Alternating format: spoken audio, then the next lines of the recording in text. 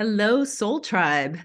I'm KamalaDevi, and I'm here with Katerina Phoenix, and we're excited to talk about this squishy, ambiguous topic of shamanic shapeshifting.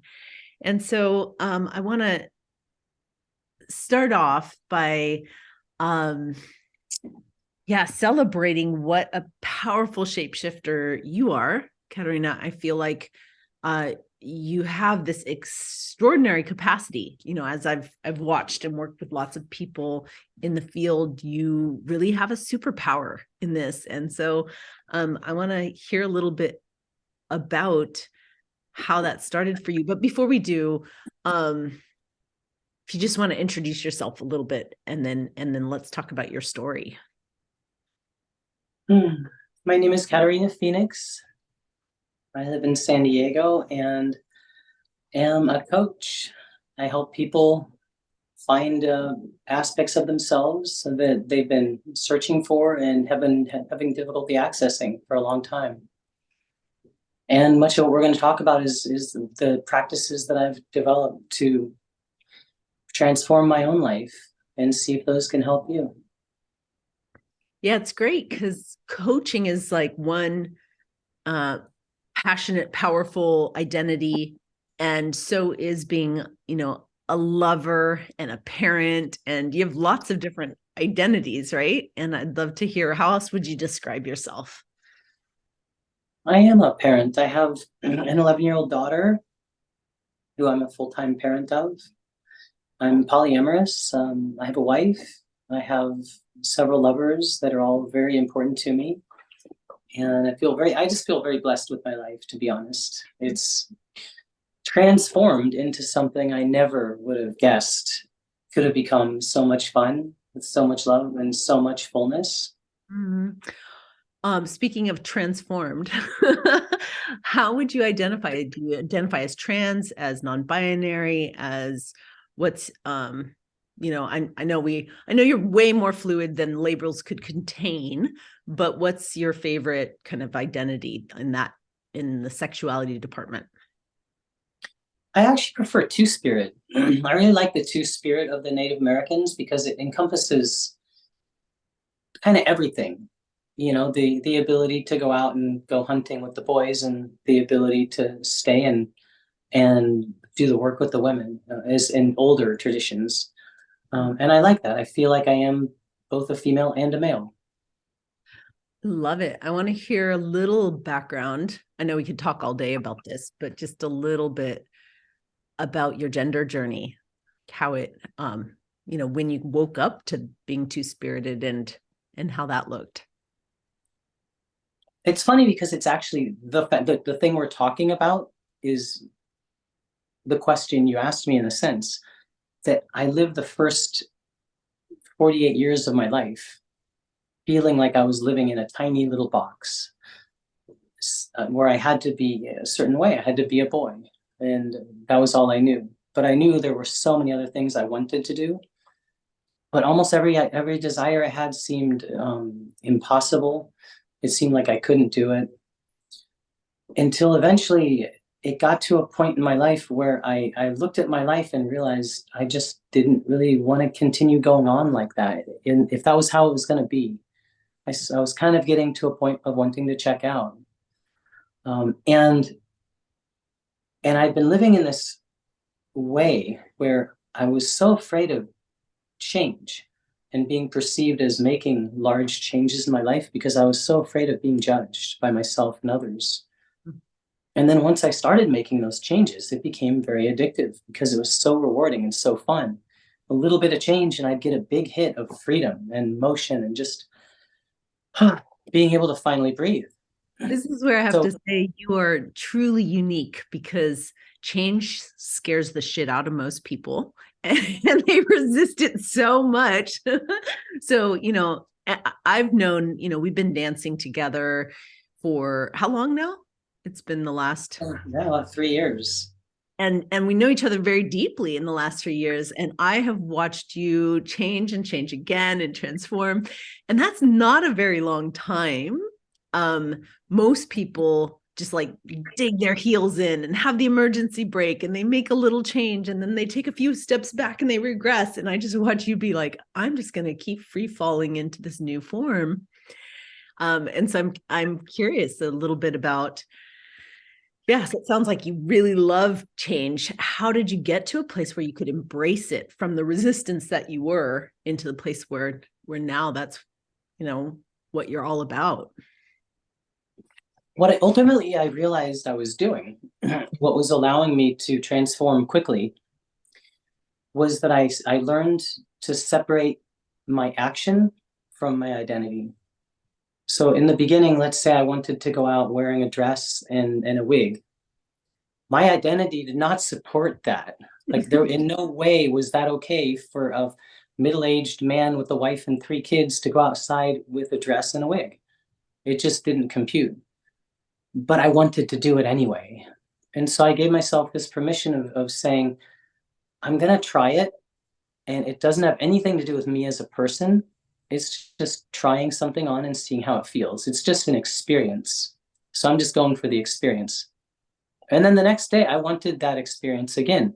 And the next day, and 1,000 days later, I still want the experience. But it doesn't have to mean anything about me. It just means this is an experience I love.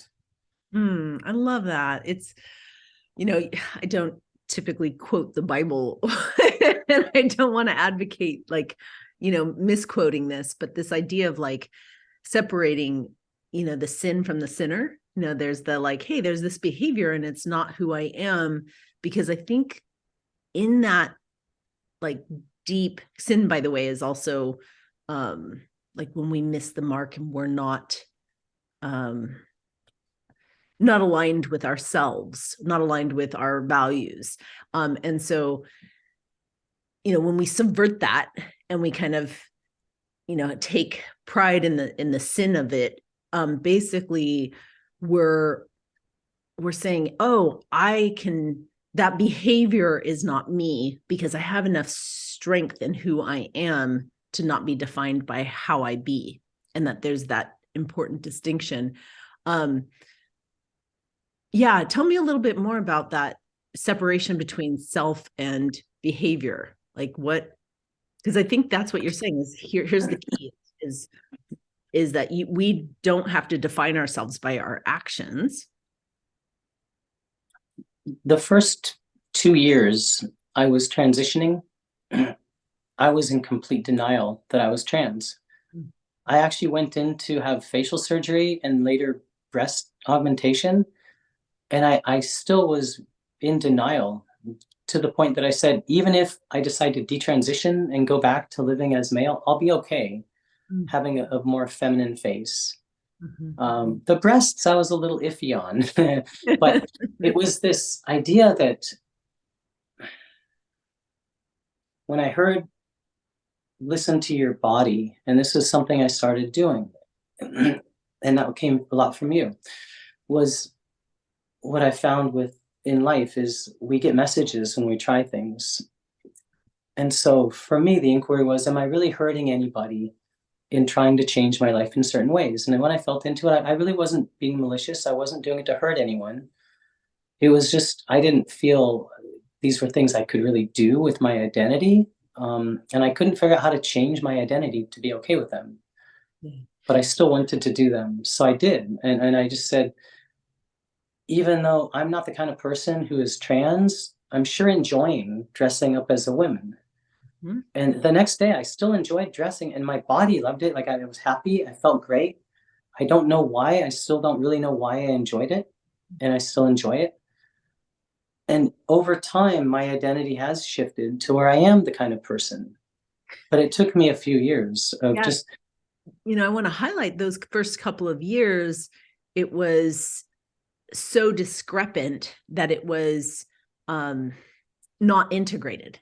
And the Katerina that I know now is incredibly integrated, the masculine, the feminine, the behavior and who you are, there's an integration. But initially it was all right, I'm just going to throw myself into these experiences. I'm going to listen to my body. I'm going to be in the trust fall of what this is. and then later the integration happened.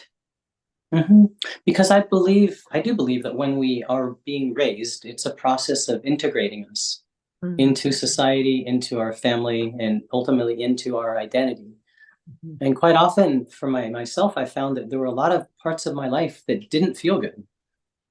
I didn't really feel good, feeling like I had to present a certain way, and I had to be a certain way, and I had to act a certain way.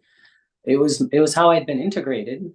And Yeah, I needed. I'm having a little semantic question mark, I'll put it that way, about, I know how enculturated we become, or how we adapt to our conditioning. But when you're using the word integrated by society, it's almost the opposite of how I see integrated. Yeah, I know what you mean. Yeah, and I was kind of playing with the integrate, because to me, what change has felt like is a process of disintegrating and integrating. Because I was integrated when I was integrated when I was younger, but I was integrated in a way that didn't feel good. And then I learned to integrate myself in ways that did feel good. Yeah. And that process of taking parts of myself that I didn't like and setting those aside and replacing them temporarily with things that I did like, it did feel like I was sort of disintegrating myself.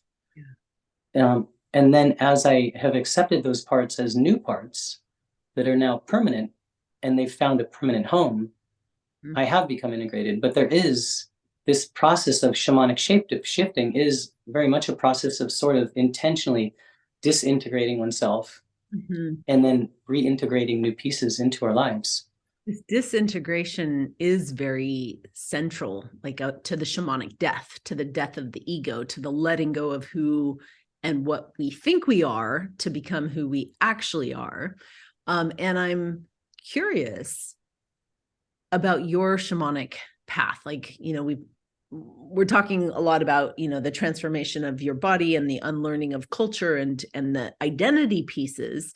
But what was the shamanic initiation for you like? What was that? Which also came at this, similar timing. So it's like you're in this deep inside out, upside down transformation. Tell me a little bit about your relationship to shamanism. I was in a retreat, and we did a certain practice that I'd done before, and this time it hit me differently. It hit very hard. I began screaming and releasing a lot of energy. And then it was over, and everybody got up and left, and I was still shrouded. And I stayed shrouded in that room for, I think, an hour or two, just journeying. And I was in a trance, some sort of trance, for about 7 or 8 hours. And I feel like I've never been the same. It's just, it just woke up something inside me, an energy and a drive and a belief that I can be many different things. Because I saw it in that trance. I saw all the possibilities of who I could have been. And all of those possibilities of who I could have been are possibilities of who I can be. And the fact that I can be them means that I can be them now. Yeah. What's so exceptional to me, in this waking dream, this shamanic experience, which, everybody, I don't have it that shamanism is exclusive for certain people of certain attainment. I have it that we all have shamanic capacity, not just in dream time, but also in trance, in transcendental moments. And yet not everybody says, okay, I had that experience and I'm going to go live it in my waking life. I'm going to go make it happen. I'm going to trust it. And that's where I really bow to you, because, you had this experience, and then you have to take the baby steps of stripping off the old layers of self, which, because it's like we can have these big experiences but then the old identity will rush back in and limit us. And you were committed to, not being limited anymore. I feel like in my case, it was a really extreme case of spending a very long time in sort of a really small box that was not a really good fit. And it reminds me a little bit of that give me freedom or give me death. That when I did break out, I'd been living in a way that was incongruent with how I am for so long that as I started to taste freedom, I wanted all of it. It became it was a very kind of all or nothing approach. And I went in hard and I went, I wanted it all. Mm-hmm. Beautiful. So what, along this very challenging path, because obviously there's challenges along the way, what would you say has been the hardest part of transforming your life and becoming more aligned with your potential? What's the hardest part for you? The hardest part actually is the belief in self. For a long time, I thought it was other people's judgment that was holding me back. And I've had to come out several times. I've come out as trans, and then I came out as queer because I'm not really as straight as I thought. And then I've come out as poly. And so it's been a series of coming out. And I found I can't really come out easily. It's scary. And I keep thinking of this, who's going to judge me? And then it hits me. I'm not okay with. There's something about what I want to come out as that I'm not okay with internally. And then I've got to do some work around that. Like for a while, I thought, to be honest, poly people were a bunch of scumbags that just wanted to sleep with a bunch of people. And when I looked at that for myself and I realized, I'm judging myself. And when I learned that I'm actually okay with it now that I've worked through that, I have no problem telling people I'm poly because I'm okay with it myself. And if they're not, maybe they haven't done the same inquiry I have, that's all. And maybe I can show them.